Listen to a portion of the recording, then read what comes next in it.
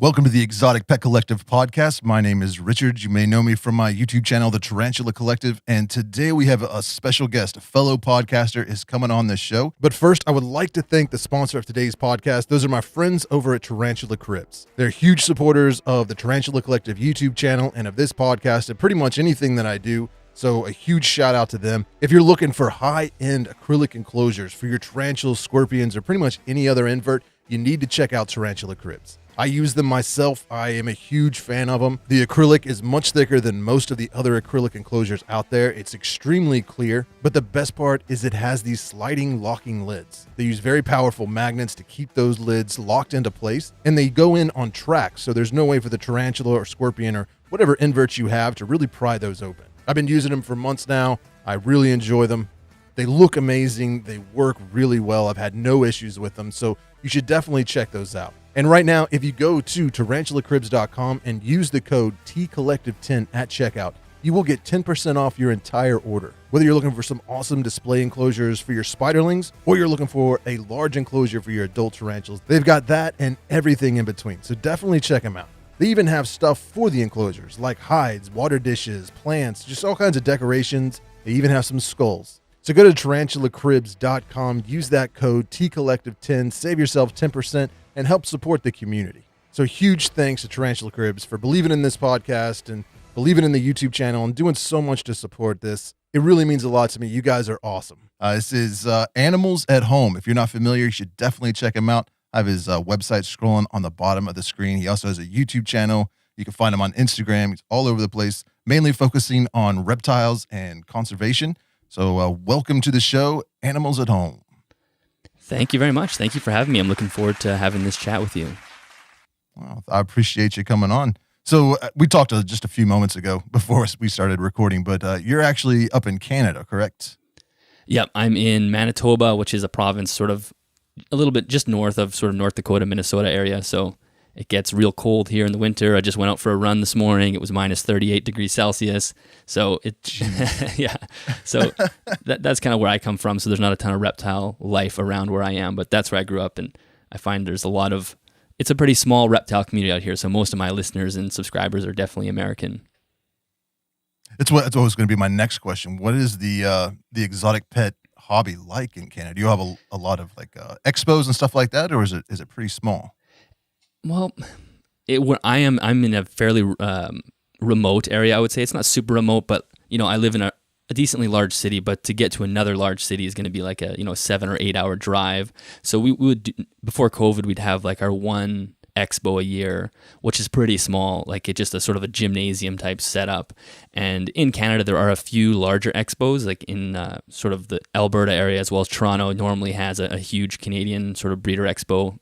Again, before COVID, but those are all, that one is fairly substantial. I've never been to it. It's, about 24-hour drive from where I live, but it's nothing compared to what the Americans have, those huge, massive expos. It's nothing like that. So I would say things are just more spread apart here. There is a decent community. We're just kind of fewer and far between. I mean, the population is so much smaller and the country is so much more sparse that it's not like your next door neighbor probably isn't going to care about reptiles type thing.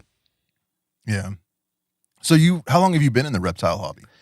I got my first crested gecko I still have today in 2007. So I've been keeping reptiles for, I guess, about 13 years or so, but I didn't really engage with the hobby very much during those first few years.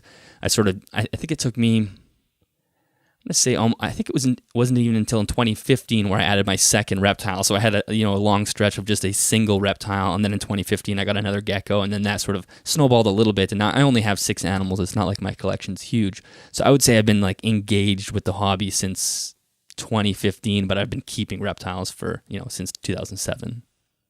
I gotcha. What mainly is in your collection right now? I have mainly geckos, or I have 2 geckos. I have a crested gecko and a day gecko, and then I have 4 snakes. So I have 2 boa imperators, a Brazilian rainbow boa, and a jungle carpet python. And that's where I want my collection to stay for now. my focus is much more shifted towards sort of improving the care of the animals that I have. And as much as I want more animals, it's sometimes nice to kind of pump the brakes a little bit and focus on the collection that I have. That's a very reasonable kind of mindset you have there. Because I don't know, have you ever kept tarantulas or scorpions or any inverts before? I have not, but I had No? Tom Moran on my podcast a few years ago now. I think it was like 2019 or something, and we kind of talked about the sort of the same snowball effect in the tarantula world, but it's probably even worse because it's easier and smaller enclosures and whatnot in keeping tarantulas, right? Yeah, we've talked about that a few times on this podcast, just how addictive it can get, and because they're so easy to take care of, and they can also be very reclusive. So you may get 5 tarantulas and not see them for weeks. Mm-hmm. So then you're like, well, they're not. I don't really need to feed them or anything, more than once or twice a month in some cases. So you end up getting more and getting more, and before you know it, your basement looks like mine. Exactly. Yeah. Well, I just recently did a video on that concept of and it would work in the invert hobby as well, where there's a fine line between engaging in the hobby but also kind of slipping into a little bit of an addiction style of keeping, where you end up. I talked about this effect that happens. It's sort of this tendency in humans. It's called the hedonic treadmill, and this is where we sort of return to a baseline happiness, external or regardless of your external stimulus. So maybe you're at a 7 out of 10 as far as your happiness goes, and then you want to buy a new animal, so you start to get that dopamine spike. You start to feel some pleasure and excitement. And the dopamine spike actually hits its peak before you purchase an animal. Then you purchase it, you bring an animal home, and you're kind of still excited, but then it starts to wane, and you return back to that sort of 7 out of 10. And now you've adjusted and you've completely adapted to this new scenario of having an additional animal, and the only cure to that is going out and getting another animal. And it's actually a vicious cycle, and there are ways around it, but if you're not paying attention to what you're doing, you may end up just continuously running on the treadmill, thinking that you're enjoying the hobby, but really you're just fulfilling that treadmill, and you're going to run into a scenario where you've run out of time and money because you have a basement full of animals.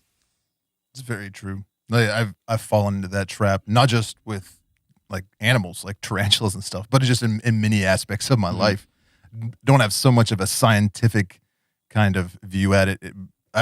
My mind, I guess, is a little more metaphorical. I always looked at it as if you're painting and you're mixing colors on your palette, trying to come up with this amazing color, and you do, it's very exciting. You're like, oh, this is awesome. Kind of like, when I'm searching online, buying a new tarantula or scorpion or something.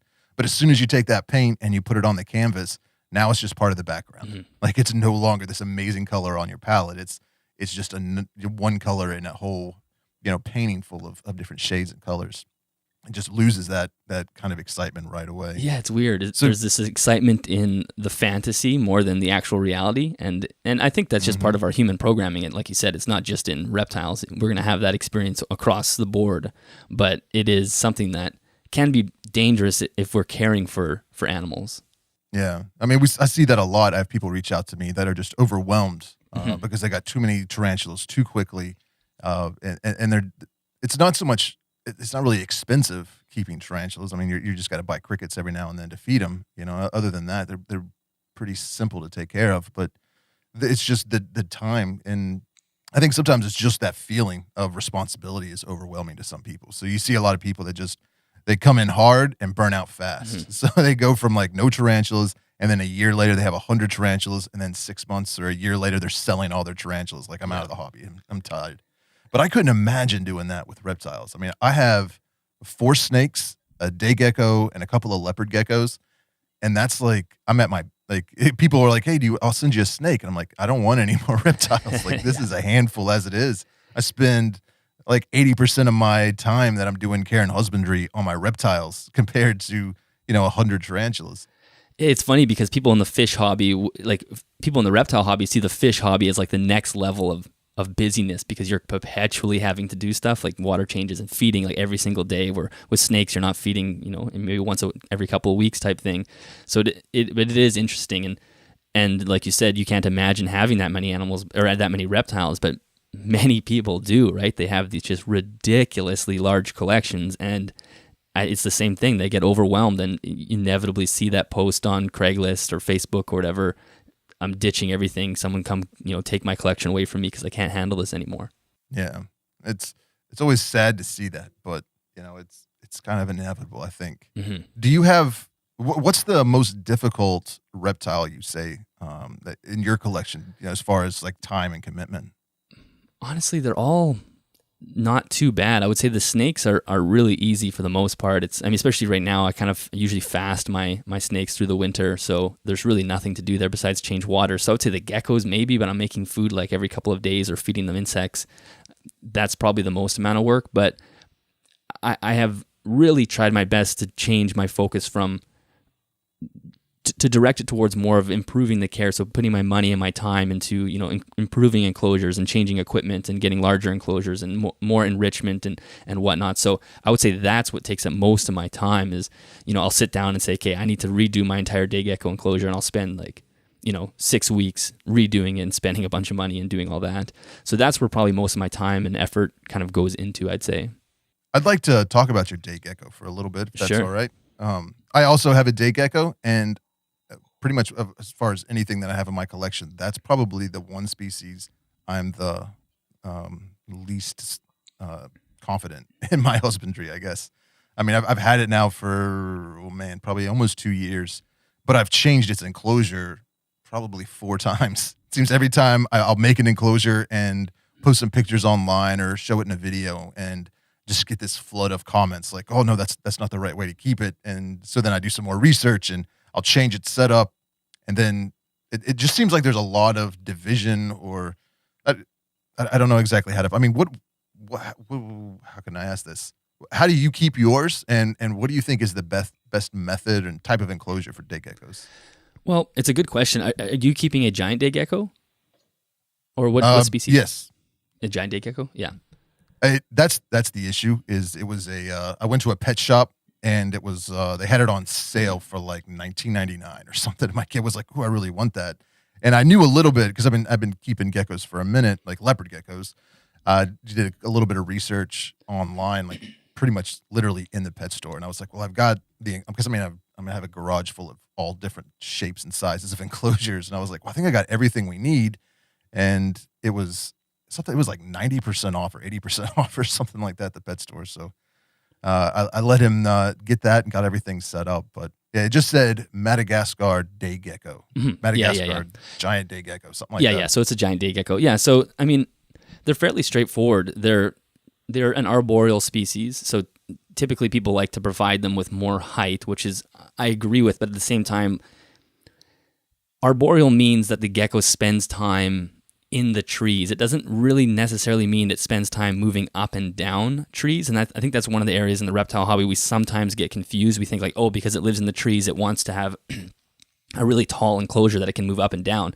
But really, it likes to spend time in the canopy. So my enclosure is, I think, about 3 feet wide and about 3 feet tall, I think. So it's fairly tall. I think it's 30 inches tall, so just under 3 feet tall. But it gives her a lot of lateral space in that sort of canopy. So yes, I've never seen her on the ground. She never spends any time there, but she also wants to move back and forth and have space. So that's one thing I always say, like if you're going to get an arboreal species, it's important to think about that as well. Give them space off the ground, but not just vertical space. Still, you want that horizontal lateral space. And then as far as care, just in general, you need a UV index of usually between 3 and 4. So usually a 6% UVB bulb is pretty good depending on the height of the basking zone. And then I use halogen heating for mine just on a dimmer. And usually the hotspot sits around like 88 to 90 degrees. And I have an LED jungle dawn in there as well to provide lots of intense visible light, which is great for the plants. She's in a bioactive enclosure, so she's got tons of plants. The plants absolutely love that light. And then as far as that, the temperatures, like in Madagascar, it gets pretty cold as well. Like you can get down into the 60s and the 50s at night during the winter. So I don't have any heat on at night. I kill the heat at night. I let my room usually drops to around 72 degrees when I don't worry about that at all. And then humidity kind of ranges between the 50 to 80%. I have a misting system, so I mist her a couple of times a day. And then I have a fogger that comes on at the night just to sort of simulate some of that, fog that might roll in the mountains. In Madagascar, typically, you're only going to get fog once the sun sets. So I do simulate that as well, just to give the humidity a spike during the evening, which is where the humidity always spikes. And that's pretty much it. I could definitely answer any questions that you might have about her though, or it. Yeah, I was feeling really good right up until you started talking about the fogging, because I originally had kept mine in an Exoterra. What is that, like the small tall or whatever? It was like 18, 24 inches tall. Yeah. And that was initially what I put it in. It seemed to have plenty of room, really. And then it started growing, and I was like, okay, you're looking a little cramped in there. Moved it into a larger arboreal enclosure, and that's when people started saying what you were just saying, like they need more vertical or more horizontal movement as well. Mm-hmm. So I changed it up. It's behind me, but you can't see me because I'm in the way. But so I put it in a longer enclosure that is tall with plenty of climbing, and she seems to be doing really well. Mm-hmm. My issue, I guess, I don't have a mister, like a misting system. I've considered getting one a few times, but I've never pulled the trigger. I just mist her every night, like when I'm going around. I feel sometimes that like a jailer. Like I come down before I like settle in for the night and make sure everybody's doing okay. All the enclosures are shut down tight and everything, and that's when I'll mist her, feed the betta fish, stuff like that. And I bought a fogger, and I was essentially for her enclosure, and I had so many issues with it leaking. I was using a Zoomed fogger, and it would work well for like 2 days, and then all of a sudden I'd come downstairs and there was just water all over the place. And Oh, weird. I started getting very frustrated, and it was like, all right, I'm not using this anymore. What kind of fogger do you use for yours? So I just went to Walmart and bought just an ultrasonic humidifier. So I think it's just like a Honeywell, just classic brand. And there's a video on my channel of how I converted it into a fogger. So foggers are great. They work well for maintaining humidity, but they are often used, I think, poorly in the hobby, because the one thing about fog that's kind of the downside of it is it looks so cool. So people often will pump their enclosures full of the fog, so you have this like really heavy mist, and it looks very cool. But we have to remember that in nature, in the wild, there is no fog in the middle of the day. The sun evaporates that moisture as soon as it hits a certain temperatures. Like you'll have fog maybe until 9 or 10 in the morning if it happens to be a very foggy day, but you're not going to have it at like the blazing middle of the day. You're not going to have fog. So it actually creates a lot of heat because the moisture holds heat, and it can be difficult for the animal to even breathe that fog in. So fogging is awesome to use, but it should really be used in the evenings. And you also want to use it in an enclosure that has decent ventilation. So I do fog my crested gecko. It's something I've just started doing recently. And like I said, he's 15 years old. I'm just still trying new things with him. And I find the Exoterras are decent at ventilation, but it still does build up some of that mist in there. It starts to collect into the enclosure, which is probably not the best. So I still have to tinker with that a little bit. My day gecko is in a Zilla enclosure that's screen. So I can fog it like crazy, and the fog will just billow out the bottom. So it's keeping the humidity high, but it's constantly, moving through the enclosure, and it's not building up and creating this like steam room effect, which is kind of what you want to avoid. So that's what I recommend for anyone that wants to use a fogger. Use them at night for a few hours, however you want, and turn it on during the day so you can see how the fog moves through the enclosure, and make sure that it's leaving the enclosure at the bottom vent of some sort. So can you clarify what type of enclosure you're referring to when you say the screen enclosure? Are you talking like I can't remember the name of I don't know if it's Exoterra, what brand it is, but they use it a lot for chameleons. Is it that type of screen enclosure? It's similar. I think the one you're probably thinking of is the Repti Breeze from Zoomed. Yeah. And this one is a Zilla cage. So Zilla has a cage as well. I forget what it's called. It might be called something. If you just type in Zilla screen cage, it'll come up. There's a name for it. They have a fancy name for it, but it is just simply just like a frame with screen. And a lot of people say, hey, don't use screen for your day gecko because you're going to lose humidity. And like I said earlier, it's very cold here. So, the relative humidity in the rest of my apartment is probably around 6% today. So there's just no humidity in my apartment, but I keep this room relatively high.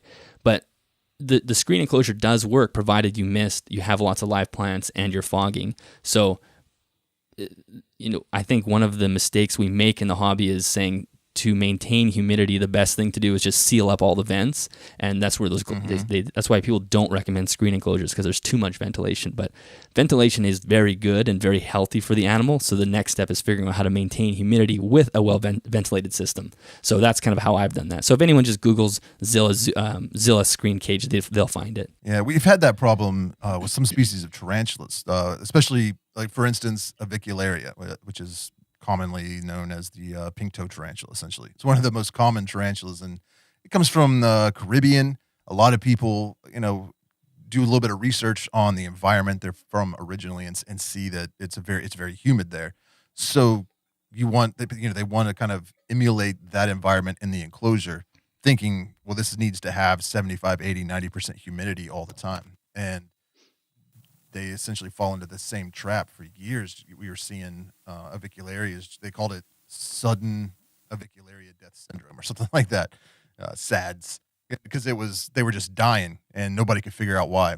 And just, I guess, through years of experience and asking questions, trying to figure out, well, how exactly did you have your enclosure set up? It turns out that a lot of those people were not providing enough ventilation in the enclosure because they were trying to spike the humidity and keep that up all the time. And it was making it to where, the tarantula was just in a very stuffy, stagnant environment that, it wasn't healthy for him and ended up killing a lot of them. So, it's trying to find that balance between humidity and ventilation. It seems to have, at least in the tarantula hobby, was a struggle for a while. It's just now finally starting to, good information's getting out. People are realizing that, at least for tarantulas, most species, humidity isn't nearly as important as having good ventilation. Yeah, and I honestly think that's the case even for a lot of reptiles as well.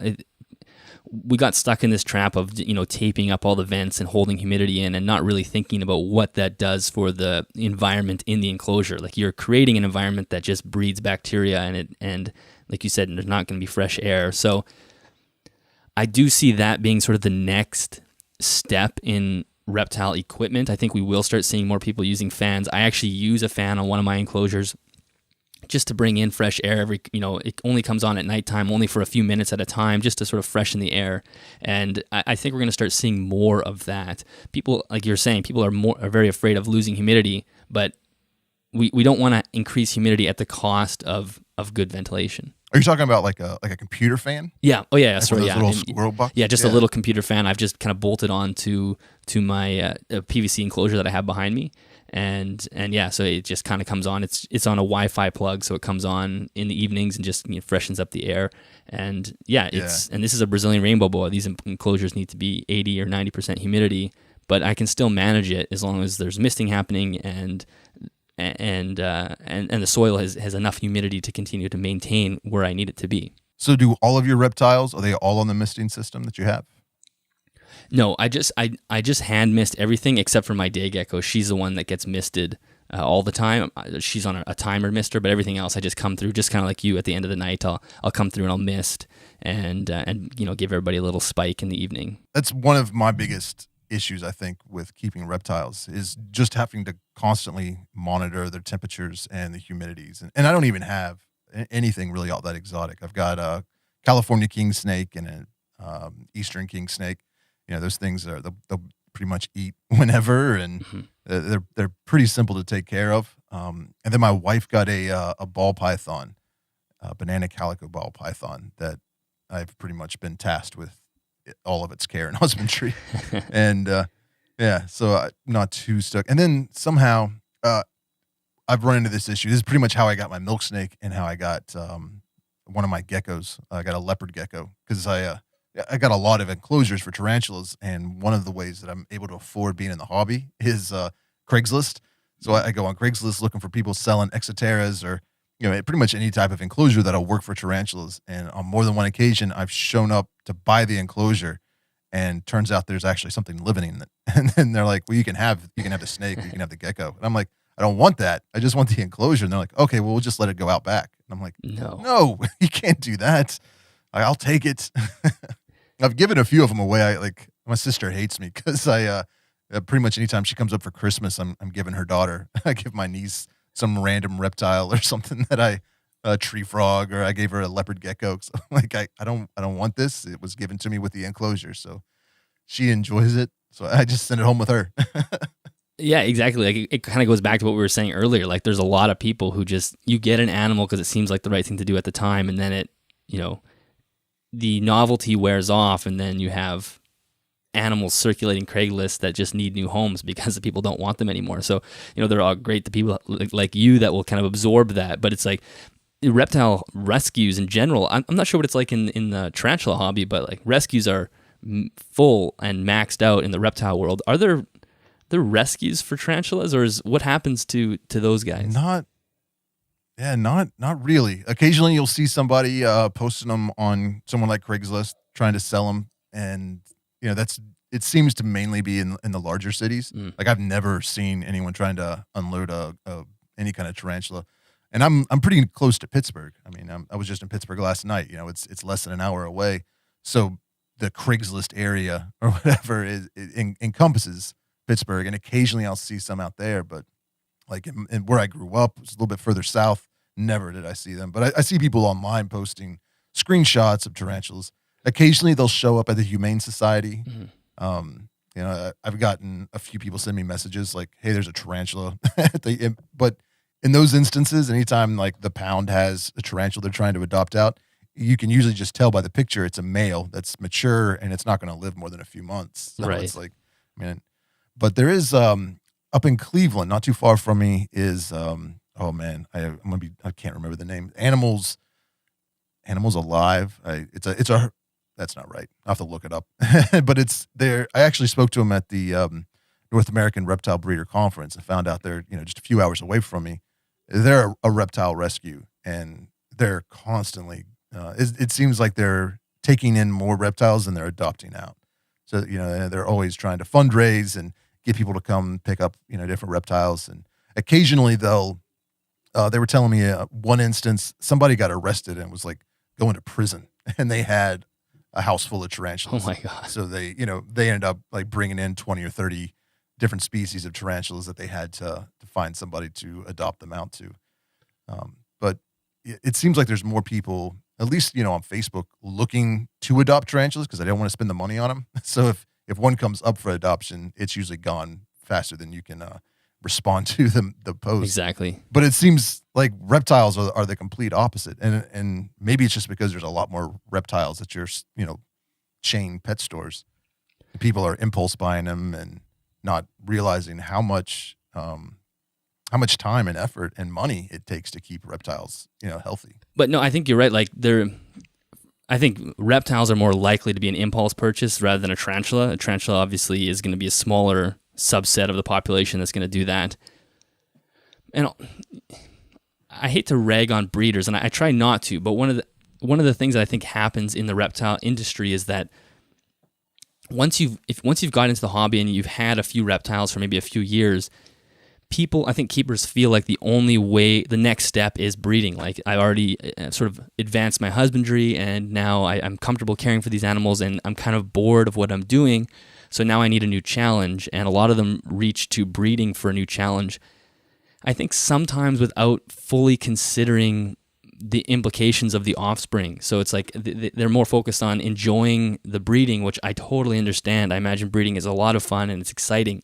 But if there's no need for those animals to exist in your community, then you really shouldn't produce them. You should find another way to enjoy the hobby. So that process creates excess reptiles all the time, I think. You see that a lot in the tarantula hobby as well, but a little different. I think some people get in. You got to buy an adult female, like we'll say, what am I trying to say? Poecilotheria metallica. It's a Goody sapphire ornamental, beautiful blue tarantula. You see a lot of viral videos of people, handling it or something like that, and they're usually really oversaturated. So people are like, "Wow, that's a bright blue tarantula," and you go to buy an adult female, and she's anywhere between $400 to $600. But then you see spiderlings are maybe only $50, and people like that little light goes off. It's like, this is an investment. I mean, I even fell victim to that. I used it more as an excuse to justify buying a lot of tarantulas to my wife. I was like, well, it's only a $20 or $30 spiderling, but when it's full grown adult, I could sell it for $300. Yeah. Not ever having any intention of ever selling a tarantula. But people kind of get into that mindset of, I can get a spiderling much cheaper than I can get an adult. So it's kind of like an investment. I can sell it off later if I want. And then they take that to the next step if they're selling these spiderlings for $40, $50 a piece, I could breed mine and, it'll produce a few hundred spiderlings and I'm going to be making thousands of dollars. And, so then you have like this influx of people that have never bred before, don't have an established business, breeding a bunch of tarantulas, having all of these spiderlings, trying to sell them on Facebook and stuff like that. And then the realization hits that that's like 300 mouths you have to feed, and spiderlings are much more fragile and much more intensive in their care. So you really got to be checking on them every couple of days and feeding them and making sure that they have plenty of moisture, and just the hassle that comes with packaging and shipping and just advertising, letting people know you even have the slings to sell. So I see it a lot that people get really into breeding to try and turn a quick buck and help pay for their hobby, and just quickly become overwhelmed. And then, we'll end up just wholesaling all of them to a actual tarantula dealer, but then being, kind of upset about having to sell them at, like, realizing the difference in price between the retail and the wholesale is quite drastic. Yeah. It's a lot of effort, it takes a lot of time and money to keep tarantulas alive when you have thousands of them that you're selling online. So it's always a sad thing to see. It's a mistake I see lots of people make, and I think because it is kind of almost romanticized online. You see breeders online with big YouTube channels that are doing it like, this is my full-time job, I'm a reptile breeder, it's a dream job, which is great. I would never say that somebody shouldn't chase that. But at the end of the day, it's a business. So if you're not familiar with how to run a business, you might be surprised at how difficult, A, it is to run a business, and then B, how difficult it is to run a business, like you're saying, when your product eats, poops, and dies. So it's not like you're making shirts that you can stack into a box and hopefully sell. It's like your product is constantly eating away at your capital until you can move it. And you have people who've never even looked at a balance sheet before that are just like, I'm going to start a reptile breeding business and that's going to be my goal. Great goal, but maybe you should look at some business classes or understand the fundamentals of running a business before you think you can just pair two ball pythons and make a morph that's going to sell for thousands of dollars and that's going to be your business. It's much harder to do than I think some people make it seem, online especially. Yeah, it's a little different in the tarantula hobby just because it seems like there's a lot of species that are rare because we don't have enough breeders. It seems to be that, they'll whatever the hot species is, they'll be like, or whatever the easiest is to breed. There will be tons of those available, like something like a Nondochromatus or Acanthoscuria geniculata, which are, kind of South American terrestrial tarantulas that have hundreds, sometimes thousands of babies in an egg sac, So it's like you breed them once, there's plenty. And they're, a staple in the hobby, but sometimes those slings are selling for $10 or they're just giving them away for free with every order, stuff like that. And people can... people will breed those a lot just because they're easy and, inexpensive. But then you have other more rare species that are, it's more difficult to have a male and female that are mature at the same time and ready to breed and then have the conditions. I mean, it goes into a lot of, it takes some skill and talent and experience to get those to breed. And, so when it comes to those species, usually you see people are struggling to find people that are willing to breed them and being able to do it successfully. So there's not, I would say, at least in the tarantula hobby, there's a lot more of a deficit of species or breeders in the U.S. I guess I should also clarify that. When you go over to Europe, there seems to be a lot of people that are breeding and selling. I haven't quite wrapped my head around why it's that way, but they seem to have a much more stable and expansive set of breeders. Like a lot of the tarantulas that come into the U.S. or to North America are coming from Europe. They're getting imported in just because we don't have as many breeders that are doing it successfully here. I mean, it's starting to change, but it's just one of those weird things in the hobby. Yeah. But I see that a lot, and kind of like transitions into the next topic I was wanting to discuss is, you've got a YouTube channel and you've got a podcast, and one of the things that kind of, when I was doing my research, I was running across a lot of YouTube channels, even met a couple of the guys from some of these YouTube channels at the North American Reptile Breeders Conference that have millions of subscribers. They're getting millions of views, and they're also a few of them. I won't call anybody out by name, but they seem to be very controversial in their husbandry and their keeping and stuff like that. And I watch their channels, and it looks like they're having a whole lot of fun breeding reptiles, showing people, they're selling them. It's their whole little business. But I think a lot of people kind of forget that, you're watching a 10 or 15-minute YouTube video that's been heavily edited and intentionally recorded. So they're just showing you the good stuff. They're not Exactly showing you cleaning poop for hours at a time or preparing, rats and mice to feed and all of the labor, doing the taxes, SEO, all that kind of building websites and stuff like that. All that boring stuff and the hard work doesn't make the cut for a YouTube video. So he gets glamorized. Exactly. I think a lot of people kind of get that concept that, oh, this is fun and this is easy. But I mean, why did you start a YouTube channel and podcast? Like, how did all this kind of come about for you? Well, one thing I'll say before I answer that question is you have exactly that. It gets glamorized, and then people will say like, I want to breed snakes because I like animals more than I like people. And I always say, are you going to sell your snakes to other snakes? Like your business is going to have to revolve around people. You don't get to run a business that doesn't involve people. So that's something to think about. But as far as the channel, it kind of started randomly back in 2017. I was literally just starting to produce some kind of side income, and I was actually building websites that have nothing to do with reptiles, but I was really kind of getting bored doing that. So I thought, instead of just writing random websites and blog posts, it was like health-related things. I thought, why don't I just sink my teeth into something that I'm more passionate about, reptiles, and then just sort of see where it goes. So I started a blog, just writing kind of basic articles about care and feeding routines, and then I did a few sort of DIY things where I built a few enclosures, and that's kind of how YouTube got looped in. So I did a few tutorials and whatnot, and I did that for maybe like 7 or 8 months. But I eventually got to a point where I realized it's tough to continue to produce content unless you're getting a new animal. Like we kind of already talked about that, and that's one of the ways pet tubers produce content is they get a new animal, then they do the unboxing, the care guide, the enclosure setup, the update, and it's like almost like a fountain of youth as far as content is concerned. But I was not willing to do that. For one, I didn't have the space, and two, financially, it didn't make any sense. It didn't make sense to continuously buy animals in hopes of producing a channel that would, one day throw off cash.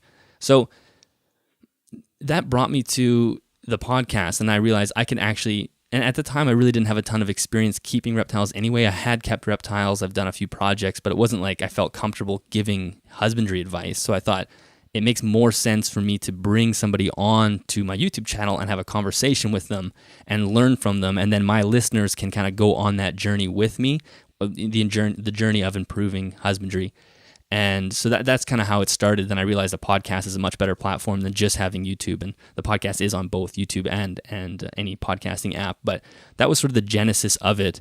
And I was becoming very aware of the ethical implications of keeping exotic animals. Like I started to really question whether or not it was even right to be keeping these, because I found a quote on a forum years ago. I have no clue who said it, but it was something like, the better your care, the more your animal will reward you with their fascinating natural behaviors. And it really made sense to me. So I started really dialing my care into better care, but sort of replicating nature better. But when you walk down that path too far, you eventually get to a point where you're like, well, if the best thing for my crested gecko is to have a slice of New Caledonia, maybe it would make more sense for it just to be there and not to be in my room. So that was the other sort of impetus for the podcast, was trying to discover if there was any good ethical reason to be keeping these animals. And that's sort of a journey I've taken the listeners on as well. So the podcast is more so, what can we do as keepers to improve the trade, make sure it's healthy, and also promote the areas of the hobby that are actually beneficial to both us and the animals, rather than just the us, basically. That's a very interesting point. I like where you're going with that. We've had that same discussion, especially with a few very particular species in the tarantula hobby, just kind of about the ethics of, if a species is endangered, or, some of them are even, they're facing extinction, they're protected. And like recently, a whole bunch of Poecilotheria species have been put on the endangered. I don't know if it was endangered or threatened species list. It may have been like some in both, mainly because of partly just their habitat is being destroyed through logging and urban sprawl and things of that nature, but also because they're being over collected, and people are seeing that they're selling for hundreds of dollars for adults, so they're going out there and essentially poaching them and smuggling them out of the country and selling them in the pet trade. So there's been a huge movement of only buying captive bred specimens, like trying to get away from getting anything that's wild caught. And in the U.S., it seems to happen more than I even realized initially.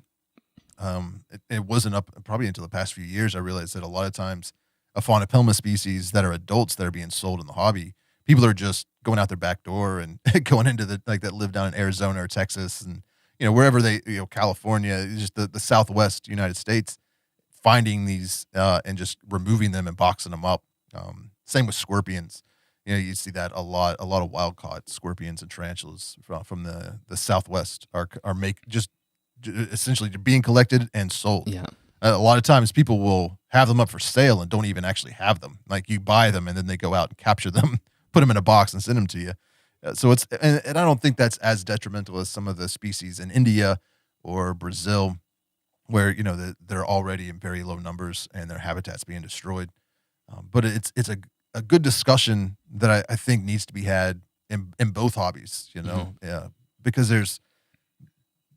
the other side of it is a lot of people feel like they're saving the species from extinction by having them established in the hobby. Yeah. And, I have to, part of me agrees with that as well. Like I don't want, different species of reptiles or arachnids removed from their native habitat for financial gain in the pet hobby. But at the same time, if the governments of those countries aren't doing anything to preserve that species in the wild, then, maybe having them established in the hobby and people breeding them and keeping them is going to keep them from being extinct. But I totally agree. I mean, the concept of that invisible arc is still something that is worth, that is one of the benefits of the hobby, that we can kind of preserve some of these things. And I think, originally, so as I was starting to go down this path, one of the things, and we talked about this before we started recording, was I wanted to send some of my money that I was making from the hobby and give it to a charity that was actively conserving the rainforest. So I found this Amazon Rainforest Conservancy that's what they're called, Amazon Rainforest Conservancy. They're a charity out of Toronto, and they protect sections of the Peruvian Amazon rainforest. So I thought, that's perfect. A bunch of my animals are from that section of the world, roughly. So I could, give people information on these animals captively, and then as I make money, I can donate it to their wild counterparts. So that was kind of the way I was going to close that ethical loop. But when I first reached out to this charity, they basically said, we don't want you to do that. We don't want anything to do with you. And it was because they weren't declining my donations, but they were declining my public donations. They didn't want me to publicly support the charity because they didn't like the way the reptile hobby looked. That's the way they perceived the mainstream reptile or exotic trade in general was negatively. Now we had a great conversation, and I eventually worked it out and basically to your point was like, if I didn't have these animals captive, I would have no interest in donating to a rainforest conservation because I wouldn't be, I get to look at a boa every single day. If I didn't, I wouldn't even think about donating. It wouldn't cross my mind. It's not because I'm evil. It's just it wouldn't cross my mind. So for sure, there are great benefits to having animals in captivity, and if there are sections of the world that are being completely decimated by, logging or whatever, that if we can pull those into the captivity and preserve them, that's very good. I think that's a total benefit, and that is one of the many benefits of keeping animals captive. But yeah, so there are some great benefits, but if we're not kind of focused on what they are, I think we can easily get misguided, right? Where you're saying like people are poaching for no reason. It's like there's a great reason to do wild caught tarantulas, but it's not just go into the backyard in California and grab one. That's not a good reason. But a good reason is, okay, in India they're destroying the rainforest, let's pull them and protect them that way. So I think it's just more guidance as far as what we are doing and the impact it's going to have. Yeah, you're not the first person that's been on the podcast talking about conservation, saying essentially when they first reached out to whatever nonprofit organization they were, like, they had no interest in being involved with them. Yeah. And I understand, and that's one of the reasons I started this podcast is one, kind of like what you were talking about. Like, I'm not an expert on anything really, so it's good to bring other people on that know a lot about their little niche, and and get other opinions. Like, I have my way of doing things and my opinions, the things that I've learned, but that's not the same as other people's experiences on, other things that they've studied. So it's good to kind of have that conversation and really highlight that there's more than one way to do things. There's more than one way of looking at things. And one of my goals with the Tarantula Collective and this podcast has been to kind of try and bridge that gap between the pet trade and researchers in the field, and between us as hobbyists and people in conservation, because it seems like we all are passionate about our whatever species, whether they're arachnids, tarantula, scorpions, or snakes or geckos or whatever it is. But there's a huge, even though we're all passionate about the same thing, there's a huge disconnect. We're like at odds with each other. People that are into conservation really don't seem to want to be involved with anyone that's seen as being in the pet trade. And the same with researchers. Like, I've reached out to some researchers and they have no interest in discussing anything with somebody that keeps them as pets. They want to go out in the field and observe them in nature and leave them there, and I respect that. But I think it's important to kind of, because the people, like you were saying, the people that are into tarantulas they're learning about countries and cultures that they never would have given a second thought to, until they saw that tarantula and became fascinated with it and start researching, how it lives in nature, and just learning all kinds of things. And then that kind of inspires them to want to get involved in conservation, especially with a few Brazilian species and a couple species from India that, are facing extinction. You're seeing a lot of people wanting to get involved in conservation and help them. And it just doesn't seem to be very well received from people, which it is understandable. But yeah, trying to find some way to kind of bridge that gap, I think, is very important. Well, yeah, and I think there are many, like you're saying, conservationists that are not keen on the hobby. And to those people, I always ask, where did you start your love for animals? Where did that start? Did that start in the field, wildly, looking at animals, or was it an interaction with a captive animal at the zoo or a pet that really sparked your love for the animals that you're now researching? And if the answer is in captivity in any capacity, then it's tough to just, burn that bridge and say, well, the captive animals are now pointless. It's like, you may not be doing what you're doing now had you not had an experience with a captive animal as a kid. And again, that's one of the great exotic, benefits of the exotic pet trade is we introduce kids and we give them a love for nature and a respect for wildlife in a captive setting, which you can't replicate that. You can replicate that in nature, but the likelihood of doing that is much smaller. Most people live in big cities. You're not going to be going out into the woods all the time. You can have that experience at a zoo or at someone's collection who keeps these animals in a way that allows them to display naturally, and that's going to be an experience that the kid won't forget. And the private keepers also are amazing at figuring out how to care for these animals. Like, the academics quite often will come to the hobby and say, we're doing a study on this animal. Can you help us care for it in the lab? Give us the care sheet, essentially. And the hobby is also great at figuring out how these animals breed, because we are totally unrestrained. We don't have bureaucracy or red tape to go through. Most of us are willing to spend way more money than we should on figuring out how this works, and we just kind of go and we just play mad scientist, not in a scientific way, but in a hobbyist way.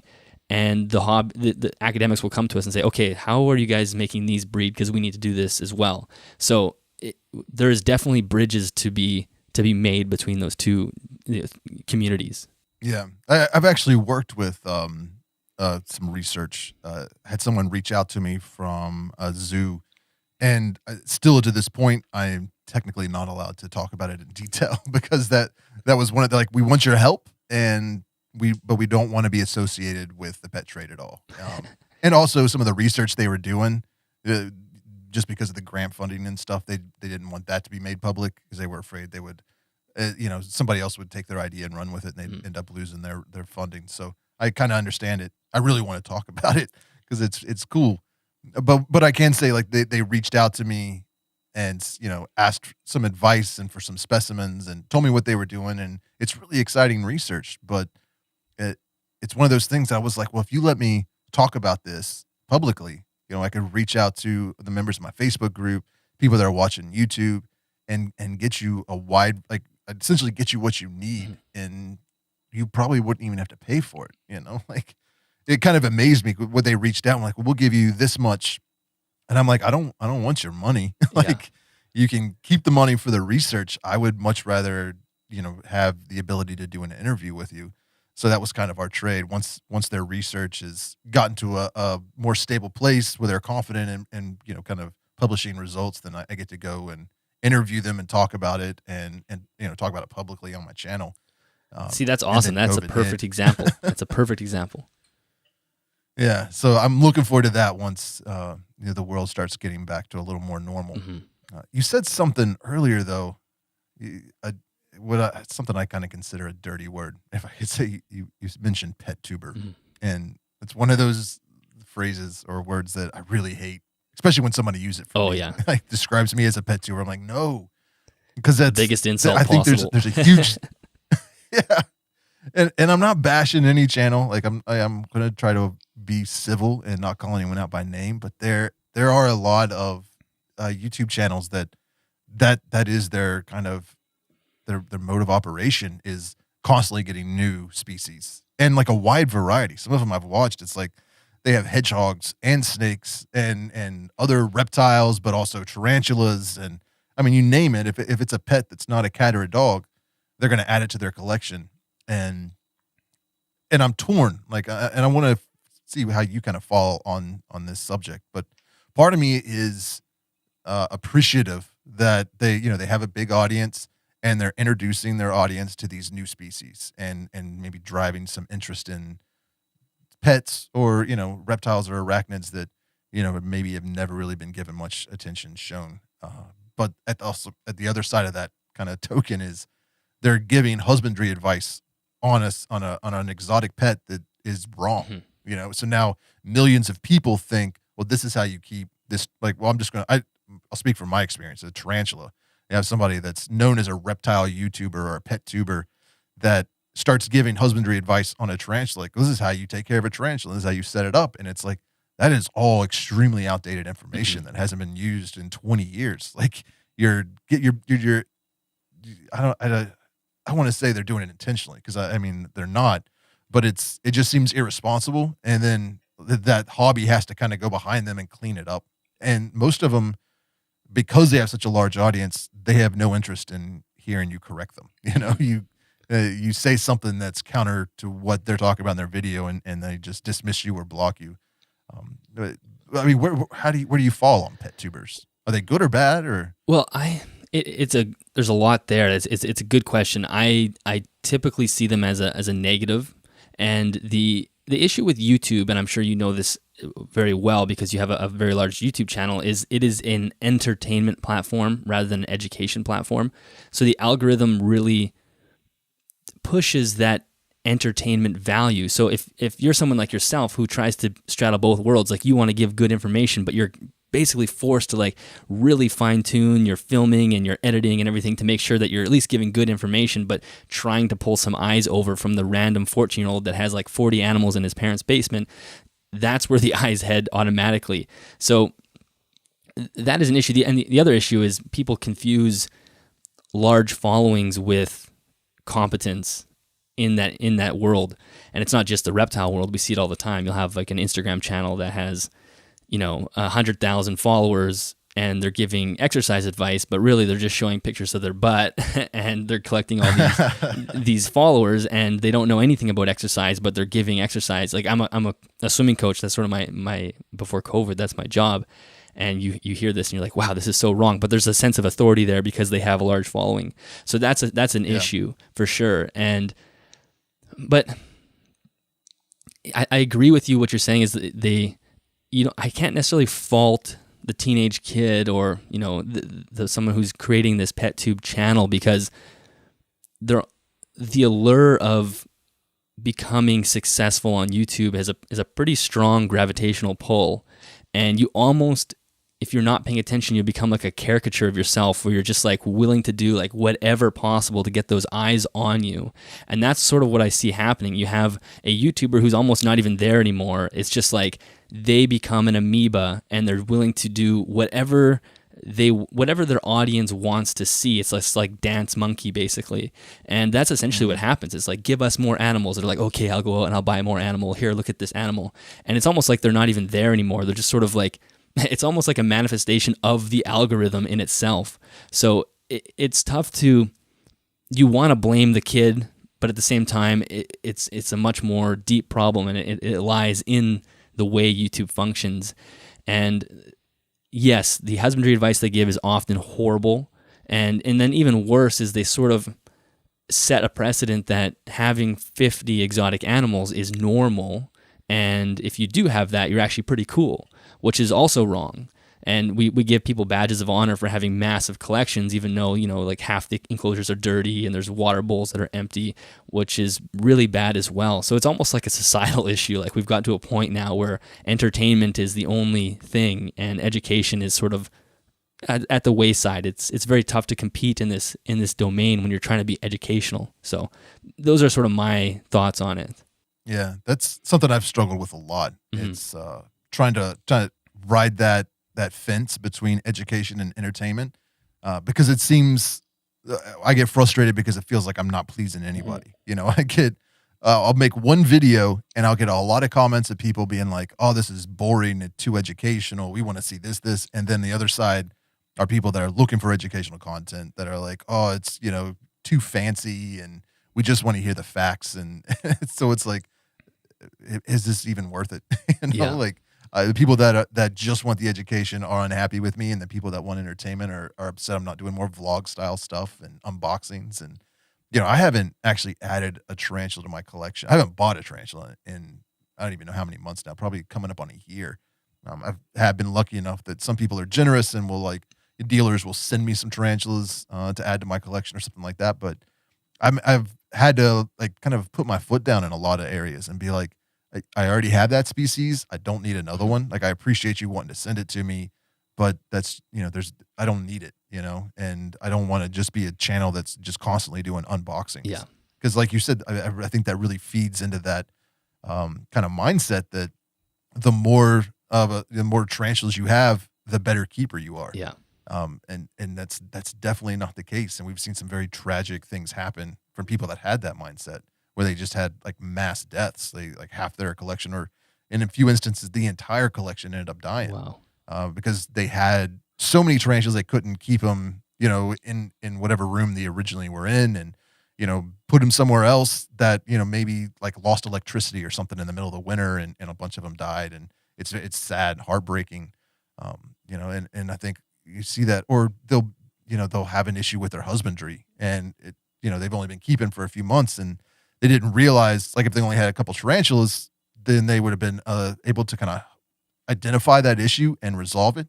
But they were so overwhelmed with the hundreds of species that issue had been replicated so much. By the time they realized there was an issue, there was already a wave of deaths kind of, going through their collection, and it was too late to stop it. Right. And I've made a lot of videos and even mentioned it in the podcast a few times that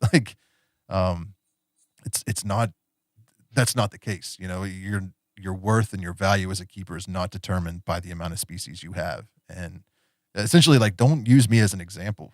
I'm a almost middle-aged man that, owns his own house and has absolutely no social life. So I have plenty of time to spend taking care of all these tarantulas. But if you're 20 and want to go out to the bars every night and have friends and go on trips and see the world, then you shouldn't do what I'm doing. That's not the lifestyle you want.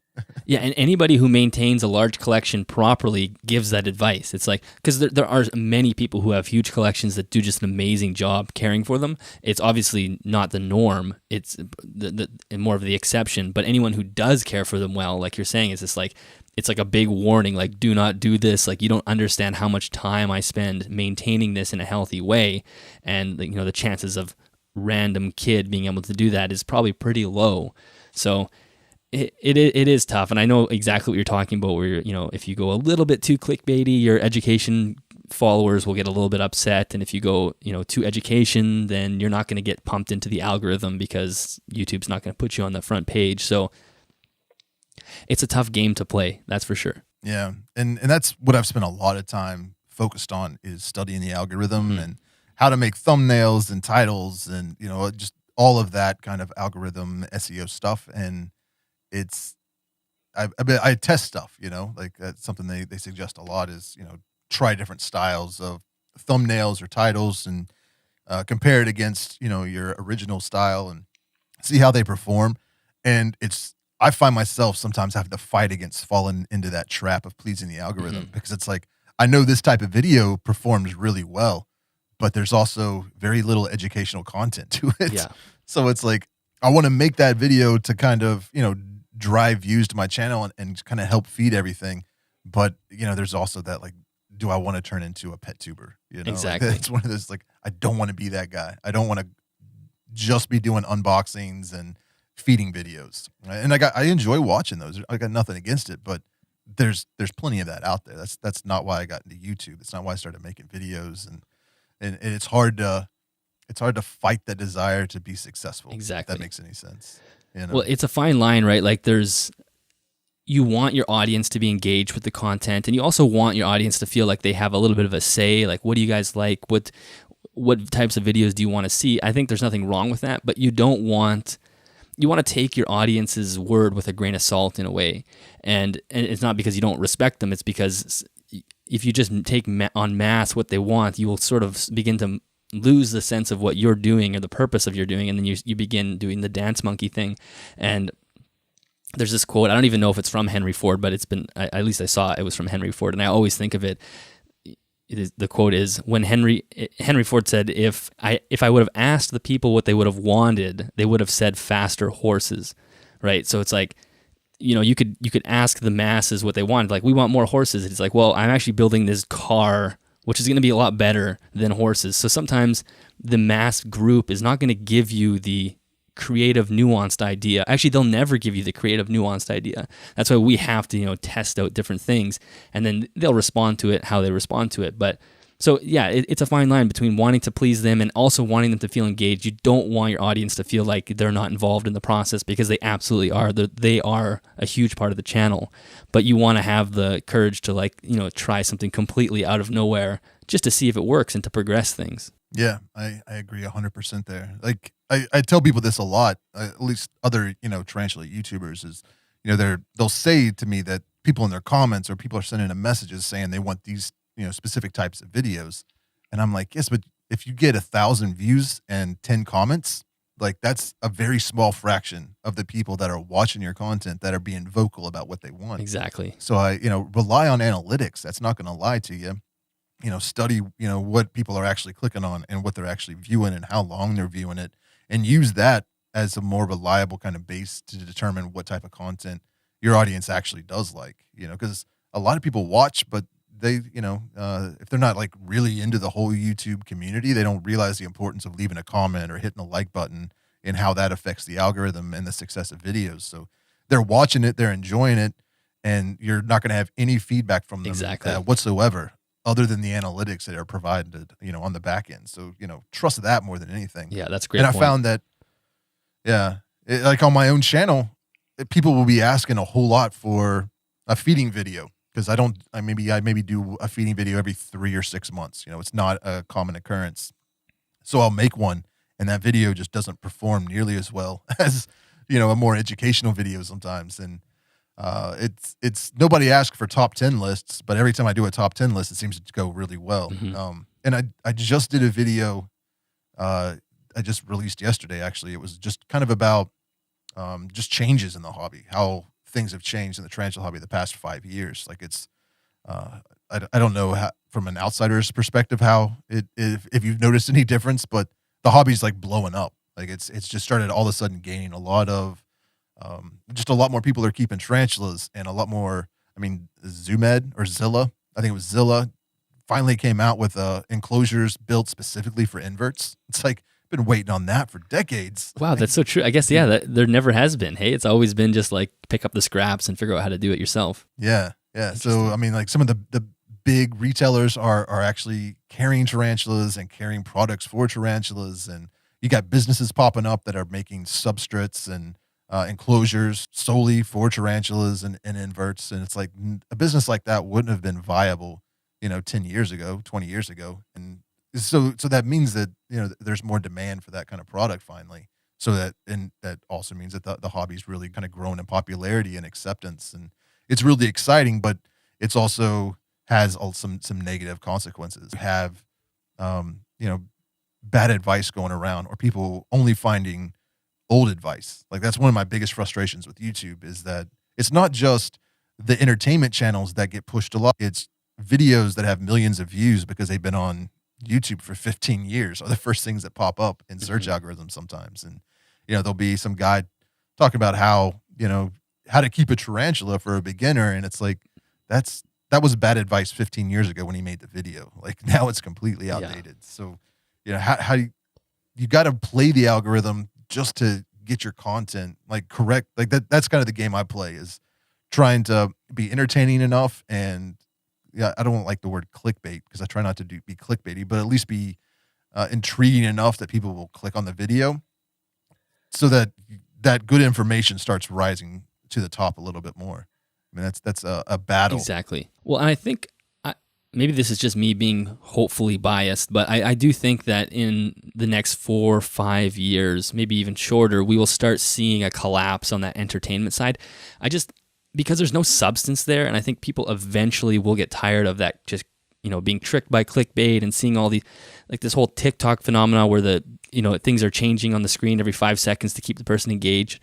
I don't know how long that can go on for, because eventually there's no substance holding that stuff up. It's not like there's research behind it, or you're not giving anybody good quality information from experience. It's just like random stuff all the time. So my hope is that the channels that have been really focusing on more quality information, and not necessarily accurate. Sometimes we aren't accurate. We give information that is to the best of our knowledge right now, but we're constantly keeping that open mindset where you're progressing and learning and tinkering, kind of doing that like at-home science type stuff. I hope that eventually those channels start to take over, and then maybe the algorithm will start pointing towards that direction, because the algorithm right now has no ability to judge the quality of the information being provided. It just can't, and I don't know how they could eventually do that, but maybe I assume that eventually Google will figure out a way to do that so they can understand what information is being given and whether or not it's good or bad, which I mean opens up a whole other can of worms, but that's just my hope. Yeah. I hope the robot overlords take exactly. over a little more. Yeah, there was a YouTuber, and I guess they're a pet tuber. They seem to mainly keep, and I'm not bashing your hobby at all, but there's a lot of reptile keepers that have YouTube channels that get some pet tarantulas and make videos. Mm-hmm. Like the day they receive their first tarantula, make a video on how to care for it. Yeah. And I'm just kind of like, that's pretty ballsy, man. Like I wouldn't I have snakes. I've never made a care video on them because I don't have the experience I feel like is necessary to do that. And you literally said minute 1 in your video, this is my first tarantula. Yeah. And at minute 3, you're saying, this is exactly how you take care of it. And it's like, that always rubs me the wrong way. Mm-hmm. And it seems to happen mainly from reptiles. Well, it's funny that you say that, because if you're not keeping a lot of reptiles, you might not pick up on it as well. But all the husbandry that they're saying about the reptiles are usually way off and outdated and just bizarre as well. So it's not like they're kind of missing on the tarantula but doing well on the reptiles. It's like it's a hit the ditch the whole way, basically.